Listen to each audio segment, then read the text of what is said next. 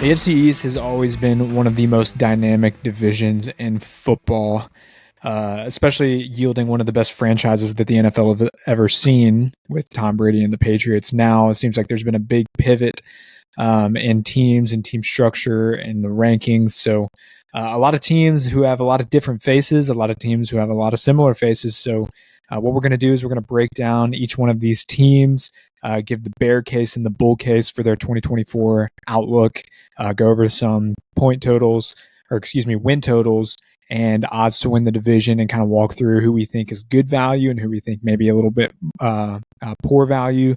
But there's plenty of exciting things to talk about in regards to this division. It's always exciting nonetheless, especially with the top two teams being the Bills and the Dolphins. And then now, of course, we might get a full season of A-Rod over at the Jets. So, Beach, how are we doing, man?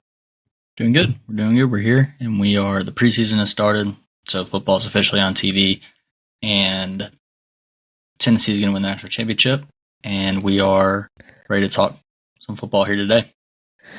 Yes, sir. Yes, sir. We have the Buffalo Bills, reliable Josh Allen. We have the Miami Dolphins. Tua just signed a massive contract, getting ready for the 2024 season. Tyreek and Jalen Waddle coming back fully healthy, so I think they'll have just as much firepower as ever. The Jets, I just mentioned A-Rod. He's coming back healthy off of the Achilles, so plenty to talk about there. And then, of course, the Patriots. You know, we mentioned that they are one of the best franchises that the NFL has ever seen, but they're now Tom Brady-less and Bill Belichick-less. So Gerard Mayo takes up the front, and new quarterback or quarterbacks to lead the charge. Well, plenty to unpack in this division. It's always fun, per usual. Before we get into it, the show is brought to you by Not Beer. It's never a bad time to have an American sparkling water. So make sure you check out the links in the comments for the store locator and the Amazon Prime link if you just want to have it shipped directly to your house. It's the perfect summer drink. You can do anything you want with it. You can use it as a mixer, use it as a refresher, or simply just drink it as is. So Not Beer, American sparkling water. Awesome drink. Make sure you get some. So, Beach, we'll start from the top here. Buffalo Bills, 10.5-point win total. We have Josh Allen and the Bills moving into the 2024 season with a lot of different faces on the offensive side of the ball. So, coaching staff looks relatively the same, at least comparatively to how they ended the year. They did flip offensive coordinators halfway through the year last year from Ken Dorsey to Joe Brady. But they lost a lot of faces on the offensive side of the ball, specifically talking about the wide receiver core. So top two receivers, Stephon Diggs and Gabe Davis from last year, ended up leaving, not to mention Trent Sherfield and Deontay Hardy. So gone, but they did bring in Curtis Samuel, Marquez Valdez-Scantling, and Mac Hollins, as well as Chase Claypool. We'll see if he actually has any impact. And then, of course, they drafted Keon Coleman in this year's draft. So they didn't have a first-round pick, but Keon Coleman was inherently their first-round pick at pick number 33 overall out of Florida State. So it'll be a new arsenal for the Buffalo Bills and for Josh Allen to be working with. So before I get into any of the numbers, some of their projections that our model has, Beach, quick synopsis about the Buffalo Bills heading into 2024. What's your gut feeling about them as they go into the season? Superman leading the kids this year is what it seems like. Yeah, it's a young crew. It's a young crew. You know, everyone should know we both love Josh Allen. You know, pretty much willing his team to victory all the time. Week in and week out. That team is not the same without that man. You know, I look at this team this year with the finish 11-6 last year. I'm expecting, you know, similar results. I think the team is really well rounded, and you know, it really doesn't matter. It's almost like they're adopting the Chiefs type of scheme there, where they don't have a alpha receiver after Tyreek Hill left. It's now like, you know, Stephon Diggs is gone, and even Gabe Davis, and now they've got just a bunch of role players coming in there and letting Josh Allen feed them all. And with James Cook in the backfield, who had a really good end of the season. So I really think that they'll continue to do the same here, be a playoff team. I'm hoping that they can maybe beat Patrick Mahomes in the playoffs at some point. So we'll have to see on that. But yeah, I mean, it's really exciting. And I'm assuming it's going to be a lot of the same as we've seen in the previous years. So that's kind of the general consensus among most NFL fans, I feel like. But I do want to note it is going to be tough for Josh Allen, at least in the first part of the season, to get in rhythm with this team. Now, I'm not saying that they're going to struggle. By no means am I saying that. But of course, it's a younger crew to work with, all new receivers. As much as they work in the offseason to get the timing and chemistry down, there's certain things that you can only perfect in game. So I expect a little bit of slowness to the first half of, or the first quarter of the season, maybe. But I do think I actually love this, young core out of Keon Coleman and Curtis Samuel. I'm a big Curtis Samuel believer. I think he is such an awesome utility guy on the field. I really think he can be like a Debo Samuel-esque type player. But not to mention the rise of Dalton Kincaid and Dawson Knox. Those are still two old trusty weapons that we'll have on the perimeter. So I expect big things out of Dalton Kincaid. I expect the continuance of Dawson Knox and just kind of being that guy, all reliable out in the numbers. They did draft Ray Davis. What's up? I do want to mention one thing about Curtis Samuel that you're talking about. Correct me if I'm wrong, but he was with Joe Brady at Carolina, correct? A couple years back. And so that's something that's really underlooked because he used Curtis Samuel in a bunch of different ways, including rushing the ball, that really set up well for his skill set, and that can be a really good weapon to use in this offense. So I agree with what you were saying there about Mr. Samuel. Yeah, and I think we'll see a resurgence of not necessarily the run game, but maybe the use of the running back in general in this offense. They did draft Ray Davis out of Kentucky. Joe Brady was kind of beating the table to draft this guy, even reach for him a bit in the draft. So I know that the 1-2 punch out of James Cook and Ray Davis is going to be awesome for Joe Brady. If you look at Joe Brady's background out of Carolina, he had McCaffrey for a brief stint, used him a lot. And then if you go back to his LSU days, that was the Clyde Edwards-Helaire. Clyde. That was his era. So speaking of Joe Brady being the offensive coordinator, obviously good things came from it. They found success in the latter half of the season after making the switch. I didn't agree with their choice to move on from Ken Dorsey. I actually thought Ken Dorsey was a great offensive coordinator as well.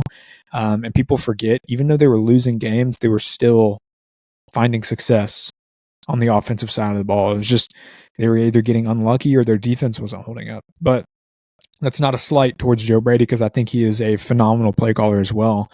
He was the guy that actually conjured up the greatest college football offense of all time in 2019 when Joe Burrow went to the national championship and he had Jamar Chase and Justin Jefferson. So by no means is that a slight to Joe Brady. I think he is just as sufficient at calling the plays. It's going to look a slightly bit different than what Ken Dorsey was working with, but everybody got a full view of what he's going to be like and what his tendencies are going to be last year. So I actually think that. So let me be careful how I word this. Getting rid of Stephon Diggs is a big blow to the offense. It's going to hurt. They're going to feel it. Josh Allen's going to feel it, especially because, it may take a minute for that dude to arise in this receiving core.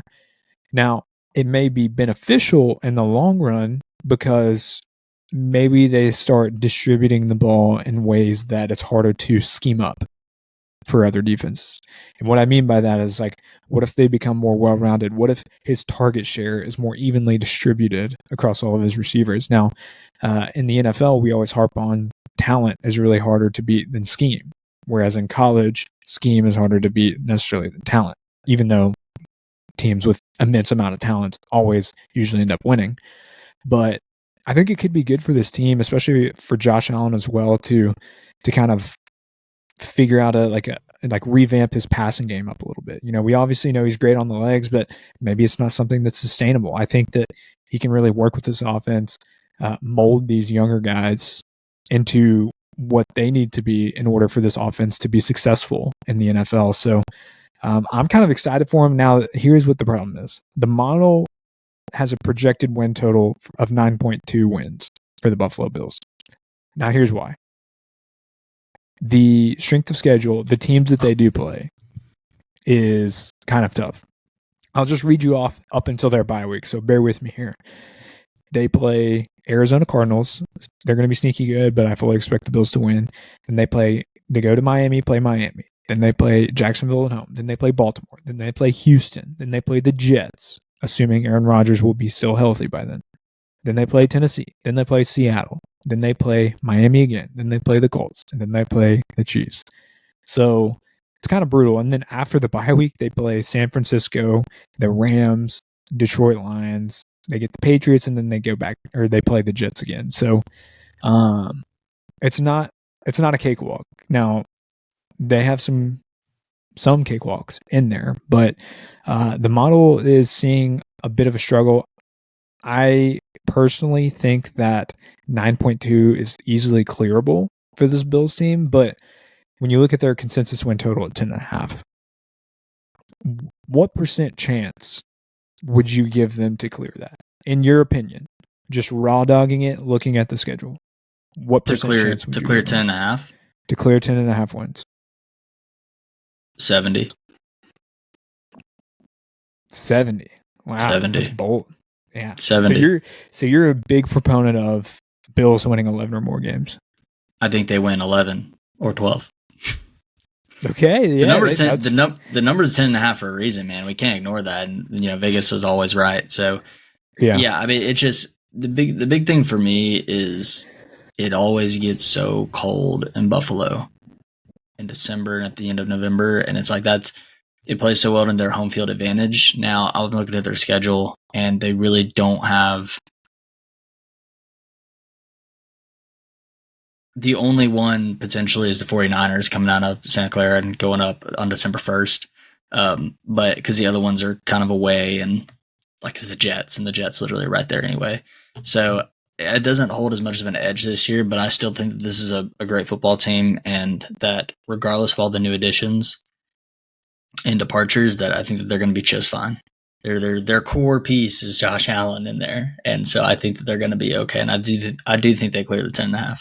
Yeah, they did lose some key pieces on defense. Leonard Floyd, Jordan Poyer, Tre'Davious White, who got injured last year, but they also returned some key guys, and I fully expect them. And Sean McDermott, too. I mean, dude always has a good defense, even if it's not like elite, it's always at least good at the bare minimum. So you can always count on their defense showing up. They do return Ed Oliver, Deshaun Williams, and then guys like Matt Milano, who got injured last year. They really felt his lack of presence last year, so he'll be back on the field. And then they signed Deion Jones, brought in Rasul Douglas over from the Packers. So I think this will be a very, very strong defense, and I think Josh Allen will have a lot to work with. I'm just very excited to see what this new look team is going to look like. Well, I wanted to ask you so Diggs ran a lot out of the slot, and I swear the most targeted ball to Diggs was like a hitch, like a 5-yard hitch. Like who fills that role? Because in my opinion, especially early in the season, I think it's Dalton Kincaid, because he has the most rapport with him, catching those kind of 5-6 yard passes down there. But who else do you think fills that Steph Diggs role? I think it's going to be a mix of Keon and Curtis. I think Curtis will see the effects more so earlier in the season. I agree. Dalton Kincaid's just going to be a target hog and a blanket underneath for Josh Allen. But what I see this offense doing is they're going to use guys like Mac Hollins and MVS on the perimeter. And they're going to be the guys who they utilize either in the run game, run blocking, or they use as deep threats. Especially MVS with his speed. Even though he's struggled to catch the football, he's still a vertical threat nonetheless and can stretch the field. Now, that's not to say that Keon Coleman will play the perimeter too, because he's obviously the best high point ball catcher on this team. Go look at what he did at Florida State.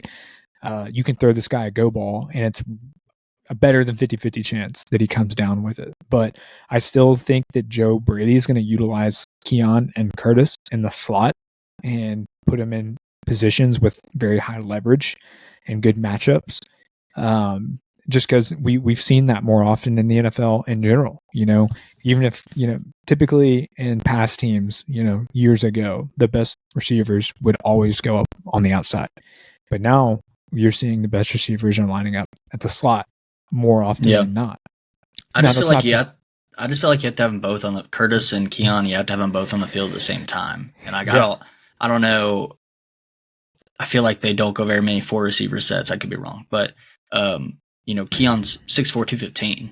Like he's like an X guy. So I like the idea of moving him to the slot. But if you do that, what do you do with Curtis there? I just think that if you have both of those weapons on the field at the same time, that's going to be your best bet.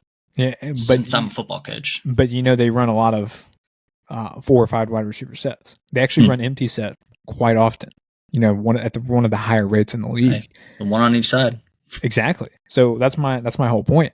But that's also a good point to bring up why I like Curtis Samuel so much. People forget he played running back a lot out of Ohio State. And that's why I mentioned the Deebo Samuel comparison, the gadget guy, because I think that Joe Brady is going to utilize him in ways that a lot of people don't necessarily anticipate. We may see the Deebo-esque type plays, the way that the Panthers are going to try and utilize Xavier Legette. I think we're going to see some creativity out of Joe Brady with this unique skill set in the wide receiver core. So that's why I'm hopeful and optimistic. I think the market's actually under on the Bills to win this division, because I actually do think that they're going to win the division. Plus 180. I wish it was just a little bit more, like right where the Dolphins are at plus 220. I think that would be great value for the Bills. But I think everybody's a little bit under market on the Bills, and I'm over. But it's funny because I'm not totally bought into over on the projected win total, but I am high. I am very bullish on the Bills in the sense that I think they're going to make the playoffs, and I think they're going to make another push for it once everybody settles into this offense and they find a good rhythm. Yep. I agree with it. I do. All right, baby. Hey, good stuff. Hey, if you're watching on YouTube, make sure to like and subscribe, and then drop your predictions or comments about the AFC East and what you think is going to happen heading into the 2024 season. We always love scanning the comments and seeing the thoughts and the process that everybody goes through to make their picks and analysis. So it's always a good time, always a good read. Sometimes a bit scary. People really buy into their teams, but hey, we love it nonetheless. We love the passion. So moving on, the Dolphins, Miami Dolphins, bring back, of course, head coach Mike McDaniels, dude, is a fan favorite. Tua signed a big old $200+ million contract. So he is there to stay, whether you like it or not. I know Dolphins fans have mixed feelings about him, but, I think he is perfect for this offense nonetheless. Mike McDaniel likes him. He's comfortable in it, and it fits the play style of what Mike McDaniel's trying to do. Of course, one of the best receivers in the game, Tyreek Hill, and then a amazing wide receiver, too, out of Jalen Waddle, nonetheless. And then you have a insanely dynamic running back core with Raheem Mostert, Devon Achane, and then now Jalen Wright out of the Vols. Let's go. Jalen Wright, baby. Let's go Vols. And then we have a lot to actually be excited about, on the defense side of the ball. We'll dig more into that. But before I get into any of the numbers and the projections for the Dolphins and talk about some additions and losses that they underwent in the 2023 offseason or 2024 offseason heading into the regular season, what's your thoughts about the Dolphins, man? Do you I know that we had some spicy takes after they kind of fell flat on their face last year. Do you expect any sort of progression to be made, or do you expect all the same that we kind of saw last year out of the Dolphins? Progression might be the key word there, but I wrote down 2 words here, and it was just wheels up for this season with this squad, with everybody healthy. People forget Jalen Waddle was a bit banged up throughout the season, and then Tyreek Hill was out a couple games, and then Achane got hurt for a good bit of the season. And now, through a whole off season, they did fall flat on their face at the end of the season. But the parentheses for wheels up is if healthy. Because if healthy, if the entire team being healthy here, I don't know who can keep up with them. It's pretty awesome. It's scary. And it's pretty awesome. So we'll just go through the formalities here really quick and talk about, who they brought in, who they lost. So last year they lost Really nobody of importance. They did lose Christian Wilkins on the defensive line. That was kind of like the biggest hit on the defensive side of the ball. A few receivers like Chase Claypool and Cedric Wilson, but they'll be fine at the receiving position. I'm pretty sure. They brought in Odell Beckham, Jonnu Smith at tight end. Bruce Irvin over at linebacker. That was actually a really big pickup. I had that one circled in my notes. Same with Kendall Fuller at cornerback, and then Jordan Poyer from the Bills. Those are also massive pickups. And then last but not least, Shaquille Barrett from the Bucks. He's a bit older, but it's a huge pickup. So you can absolutely see they're trying to fill the holes on the defensive side of the ball to be a contender. And that's why I am also slightly more bullish on the Dolphins than most might be. Now, I will make a bear case later, but to continue forward with my bull case. The Miami Dolphins were top 4 overall in the entire league in offensive EPA per play. So their offense was there nonetheless. Last year, their defense just couldn't put it together. They also had big injuries, namely Jalen Phillips, as they were heading into the playoffs. One of their best pass rushers, Bradley Chubb, really couldn't stay on the field, it felt like. So they brought in Calais Campbell, and then, of course, some of the guys that we just mentioned there. I think with this defense, if they stay healthy, and then, of course, if the offense stays healthy, I think this team will make the progressions necessary to, I don't want to say contend because they were contending last year, but, it was like they were hot at the beginning of the season, and then we saw them like mellow off at the end of the season. And I don't think we see that this year, at least not like what we did last year. I think with Tyreek Hill and Jalen Waddle, if Jalen Waddle can actually stay on the field with this dynamic set of offensive running backs, this team has everything it needs to win the big game, or at least make it there. Mm-hmm. No, I 100% agree. I mean, the scariest thing you could ever say to me against a football team is Tyreek Hill, Jalen Waddle, and Devon Achane. And they throw to their running backs so much, and they're all run after catch guys, and that's the scheme that they use until it gets it to them, and you just can't catch them. And they just absolutely blew out some teams early in the season. And you could argue that people caught on or whatever. It doesn't really matter. It comes down to do they run a lot of nice? Do they run a lot of RPOs? I think they do, right? Yeah, You got a good do. RPO game. And I will say this too. I'm contrarian in the fact that I actually am a big believer in Tua.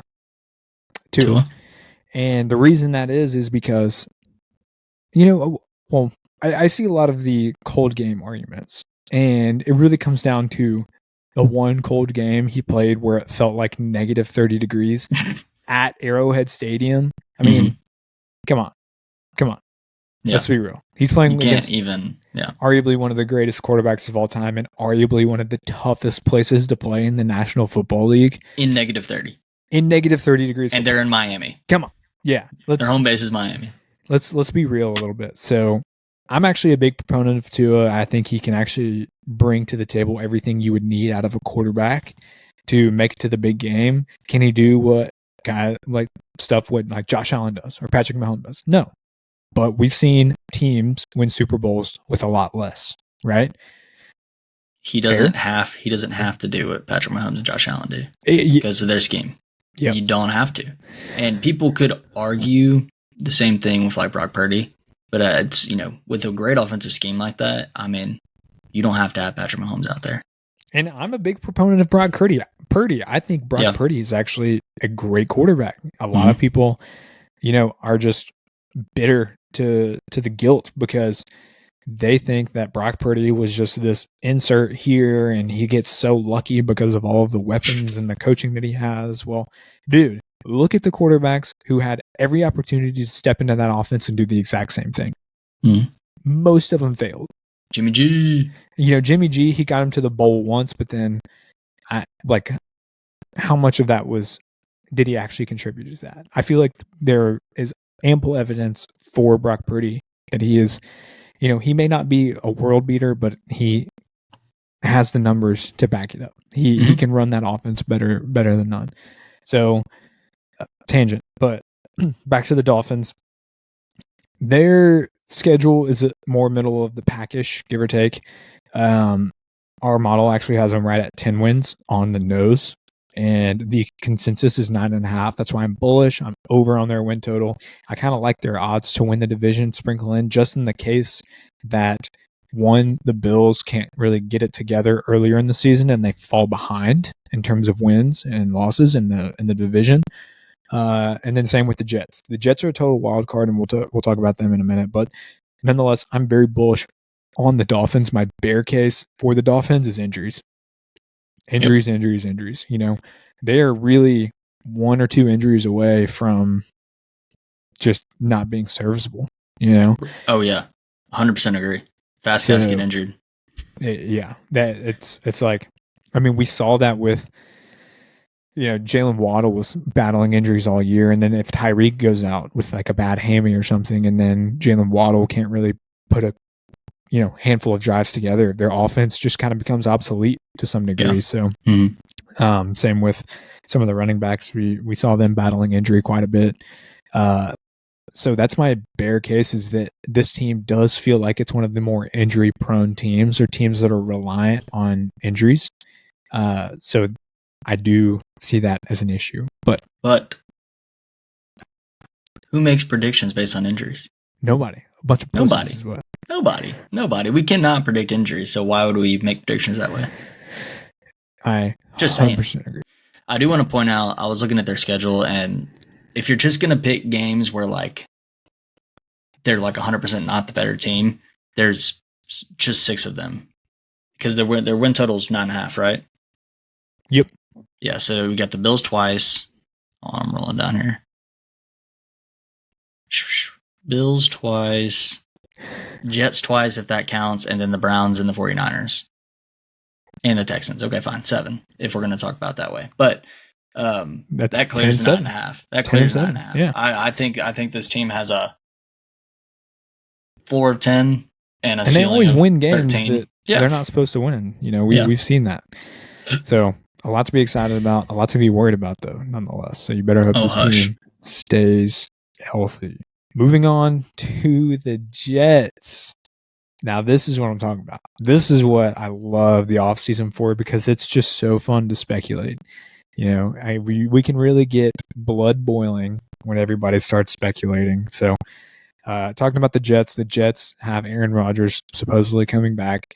Well, I mean, he is coming back off of Achilles. That's without a doubt. But returning a lot of the same guys, Garrett Wilson and Breece Hall lead the pack in terms of offensive specialists. They did draft Braylon Allen. They brought in Mike Williams from the Chargers. That's a big dude on the perimeter. If he is even remotely to form of what he was in San Diego, that would be a huge addition for that offense. And then a bunch of guys who are pretty, you know, a bunch of names you wouldn't recognize in the wide receiver core. Malachi Corley, Xavier Gibson, Jason Brownlee, and then you know, old Dusty Allen Lazard. Tyler Conklin over at tight end, but lots to be excited about for the offense nonetheless, solely with the quarterback, Aaron Rodgers. And then we all know Jets defense, solid. Nothing else to say about it. They're returning. Their defense is so good.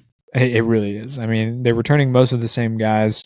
We can talk about, you know, what it might mean for them and change in terms of changing like the team dynamic a little bit, because they had to buy into their defense a lot more and be more aggressive on the defensive side of the ball. So what it would look like when they actually have a successful offense that they can kind of lean more into and depend on, and then maybe they can even be more aggressive on the defensive side of the ball. I think I said that backwards. I said they were more, you know, slightly more conservative without the offense performing, and it's going to be a scary sight when we see them turn to a more aggressive approach. There we go. That's what I was trying to get to. So before I get into any of the numbers and the projections, Beach, Jets, do you think they have what it takes to be the 1 seed in the AFC? Because I'm seeing a lot of mocks where the Jets are the 1 seed in the AFC. No. You don't? Hey, no. I'm just spitballing here. I'm telling you what I'm seeing. I mean, we're all biased here, right? Look, bull case. Their defense is like top 3 in the league. Aaron Rodgers, Gary Wilson is Devontae Adams, Mike Williams is healthy, Brees Hall is the best running back, and they got like, is it Morgan Moses from the Ravens that they got to the offensive line too? Like, was that right? I mean, their offensive line is great also. So looks like it on paper that they should be freaking awesome and win all their games. Sorry, I had a frog. Yep, Morgan Moses is right tackle. But I don't know. I don't think they'll be the number 1 seed in the AFC. I think there's way too many. Good. I'm seeing a lot of, guys whom I respect and follow on Twitter and pods and stuff like that mock them at the 1 seed. And here's where it gets fun: is their win total, their consensus win total is at 9.5. That's tied with the Dolphins, and the Bills are tied, or consensus 10.5 win total. Now, markets have priced them at plus 180 to win the division, and I saw that on Caesars, and I got plus 180 over at the Bills from DraftKings. So all of it really kind of in that wheelhouse. So it's funny because their win total is 1 win less than what we have at consensus to the Bills, but markets are pricing him really as like a, head to head between the Bills and the Jets to win the division. So you know what that means? Over. You think so? I think. Well, here's my dilemma. Here's my dilemma. We said we'd make a bear case and a bull case, and I'll make both of those. My bull case. Scarlett has the Jets at 11.7 wins. 11.8 if you round up. With a top 10 strength of schedule. That is my bull case. If Aaron Rodgers stays healthy and they perform defensively like they performed last year, and the offense is even just remotely better than they were last year, you almost certainly have to lean over due to the nature of their schedule. It's almost like a no-brainer. My bull case, or bear case, excuse me. Aaron Rodgers, there's drama that follows. There's drama in the locker room. We've kind of seen some tiffs between him and Garrett Wilson. Yeah. Robert Saleh there's some question marks around him in the head coaching position heading into this season as well. I don't really think the defense is going to struggle, so there's no question marks around them. But the offense, finding a groove, finding team chemistry, handling a division as tough as the AFC East is. That's my bear case. But I still think, from a floor ceiling perspective, I still think their floor is something like 8 or 9 wins. And that's saying something when their win total is 9.5. I don't see them losing more than 10, more than 9 games, really. If they don't win 10 games, is Robert Saleh fired? I almost think I don't know. Only got 1 year left. This is last year. If there's no way he comes back. If he doesn't win 10 games, it'll be really there. It's going to have to be circumstantial, something like Aaron Rodgers getting hurt, Garrett Wilson getting hurt, something big happening to prevent them from clearing the finish line across 10 wins. And Robert Saleh, his seat will be flaming hot after that, especially with the way that he kind of handled the last year, the situation with Aaron Rodgers and Zach Wilson and all of that. I think that, he may have lost some respect that he originally garnered, coming from a team like the 49ers. Will I say he gets fired? No, but his seat will certainly be hot. Can Jordan Travis bring this team to the playoffs? Oh, gosh. Yeah. It's my boy. It's Aaron Rodgers and Tyrod Taylor as of now on the depth chart. So Jordan Travis is still injured, so. Well, yeah, but just saying. He may not make the team. That's a mistake. I love Jordan Travis. I think I'm rooting for him. But hey, nonetheless, Jets, a lot to be excited about if you're a Jets fan, if you're a Jets believer. The numbers truly, they point to the Jets potentially even winning the division. They definitely have them clearing their win total. I'm a big proponent of that. Scarlett's a big proponent of that. Their schedule is a big proponent of that. In fact, there's only 2 games in which the percent chance that they win is less than 40 or 50, excuse me. And that's week 1 against the San Francisco 49ers. And believe it or not, week 14 against Miami. Who's at home that first game?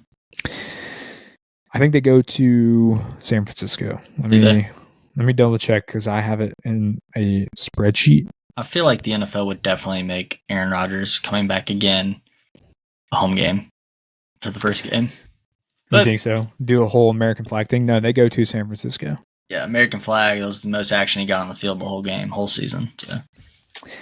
Gotta do what you gotta do. So, hey, Jets, a lot to be excited about. I am truly excited to watch them. For some reason, they're not the sexiest team ever, but good. I definitely think they will be. Patriots. Lost Bill Belichick. They got rid of him. Brought in Gerald Mayo, kind of a Belichick disciple, beloved by all Patriots, beloved by all Vols. Then, subsequently after, they take 2 quarterbacks in this year's 2024 NFL draft. Drake May and Joe Milton. So, this team is one of those teams where you look at them and you're like, wow, there's a lot that needs to be rebuilt here. And then you can also take another look at them and be, wow, they have a lot to build with. What I mean by that is they actually, in my opinion, had a pretty solid draft. We mentioned they got those 2 quarterbacks. They also added Jalen Polk at wide receiver. They drafted 2 big offensive linemen, one out of Penn State, one out of Texas A&M, and of Caden Wallace, Layden Robinson. And then Marcel Dial, defensive back out of South Carolina, and Jaheim Bell, tight end out of Florida State. Now, Jaheim Bell is a player. Just going to put that out there. I've heard good things. Just going to put that out there. I've heard good things. He is a Florida State guy, so we'll see. I'm just kidding. I love messing with my Florida State buddies as much as I can. They lost a few guys, but nothing crazy. I would say their biggest losses. Don't say Zeke. Well, I was going to say, they lost their starting quarterback of last year, but it was for the best. Mac Jones was garbage, and they brought in Drake May and Joe Milton, who we'll see. They did lose Zeke, but of course they have Ramondre, who's 2 times better than Zeke. Although I'm hearing good things about Zeke. Check out our NFC East to see our spicy takes about the Dallas Cowboys. And then Jalen Mills in the defensive secondary. So, Patriots. This team is going to be a crapshoot of all teams. Now, it's fun because I actually have this is a kind of team similar to the Cardinals, where it's like I expect progression from last year to this year, but progression may not be something that you necessarily see in the win-loss column. So before I get into more roster breakdown, some of the projections, the model prediction, and everything that I have to say, Beach sitting at 4.5 consensus win total, sitting at 25-1 to win the AFC East. How do you feel about this new look New England Patriots team heading into 2024? I like the trajectory, but transition year. It is going to be pretty much what it is, because they brought in Jacoby Brissett to be the quarterback before Drake May's ready, or Joe Milton. But it's just transition year. I do, still got Ramondre, and I do like their addition of Antonio Gibson to be the change of pace back. I like Jalen Polk coming out of Washington. I think that they have some really good pieces in place, but it's not going to be shown this year. Yeah. That's all I have to say. It's when you look at their offseason additions, it's not necessarily a crew that you would think they really didn't go out of their way to grab somebody. So we look at it, they brought in Antonio Gibson, they brought in KJ Osborne for wide receiver, Austin Hooper at tight end, Jacoby Brissett at quarterback, probably more of a mentor thing than anything. That's really it for the offensive side of the ball. So they didn't really go out of their way to try and bring in like a superstar talent. I think they like what they have working with out of Demario Douglas, Kendrick Bourne, and then Jalen Polk. They also still have Juju Smith-Schuster at the Juju 4. Shit-Booster. So yes, but it was kind of surprising they didn't really go out of their way to bring in like a big time talent for Drake May. But nonetheless, I still think obviously going to win. I think transition year. I don't want to I never think a team purposely tanks. I really don't. But not anymore, at least. There were some teams that I did think tanked. The Browns some 5 years ago. But conversation for another day. I think the Patriots are obviously going to come out and try and win. I actually do like their trajectory. Their defense is kind of a fun defense to build off of, led by Matt Judon. And then, of course, Christian Gonzalez. We saw a strong rookie year out of him. So, lot to be excited about with this team in terms of the new culture and the kind of change up and change of pace over the last 25 years that Bill Belichick was leading this team. It's something different. And so I think we're going to see this team managed a lot differently. I think we're going to see the tendencies kind of change. We might see a little bit more aggressive offense out of this team. They brought in Alex Van Pelt to be the offensive coordinator. He is from the Cleveland Browns. He was fired. He was the quarterback's coach, and he was fired, but he was quickly hired after he was fired. That's a mouthful. But yeah, this Patriots team model actually has them winning 5.7 games. Their strength of schedule is really freaking hard. Okay, I don't want to mince words here, but I apologize, Patriots fans, but this is kind of a grueling schedule. They go to Cincinnati, and they play against Seattle. Then they go to the Jets, play the Jets, and then they go to the 49ers and play the 49ers. And then they play the Dolphins, the Texans. Then they go to Jacksonville to play the Jags. Then they play the Jets. That's the first 8 weeks of this Patriots team. So some brutal matchups for Drake May and company. It's one of those teams similar to the Cardinals in the NFC West where I expect progressions to be made. I expect performance to be a lot better. There might be some growing pains, especially with a young rookie quarterback and a first-time head coach. But I expect progression to be made in terms of team performance and really just something to be excited about. But it's not going to be something that we see in the win-loss column. I actually have a hard time buying into over 4.5 as much as I want to. But, Beach, where are you lying here? You think they beat expectations? You think 4.5 is right? What's your thoughts? I mean, it depends on where your expectations are, if it's actually wins or if it's actually getting better. I think as wins, their schedule is hard. It's hard with the 17-game season. It's hard to be like, oh, you're only going to win 4 games or less. But I think it's probably going to happen. I think they not tank, but I don't think they have all the pieces to get over that 4.5 mark. I'd be interested to know what Scarlett says, but I think they go under that this year. But like I said, I do think it's in the right trajectory. And before I get off the topic, just want to point out Jaheim Bell averaged 12.9 yards a catch last year. And then 2 years before that, South Carolina 16.9. So he's the future of that tight end room. Just going to put that out there. Yeah. That's all I have to say. It's a fair point. So that's all I have to say. Patriots, a lot to be excited about. I'm not necessarily bullish on them, but I do think that they're headed in the right direction. Nonetheless, I do think we see some sort of progression, even if it's not a win-loss type of progression. But brutal schedule nonetheless. Ceiling and floor. Floor for this team is 2 wins, if I'm being brutally honest. Not to say that they won't perform well, but it's 2 wins. Now, ceiling, I could see something. See, I'm even a bit higher. I could see them going like 7 wins. That'd be tough. But it's even hard to do in this division with this schedule. As much as I am excited about, Drake May, I think he was, even at the number 3 overall pick, I think he was potentially the steal of the draft. So a lot to be excited about, but the ceiling for the Pats, man, for me, it's 7. The model has Scarlett's. She had him at 5.7, so I even think that's a bit of an overshoot, comparatively speaking, to the schedule. But man, If like you play 6 division games, I don't think they're going to win a single one.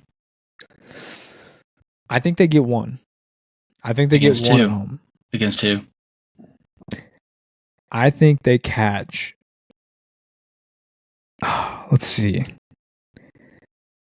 I think they get. You know what? I might have a good one for you on that, but go ahead.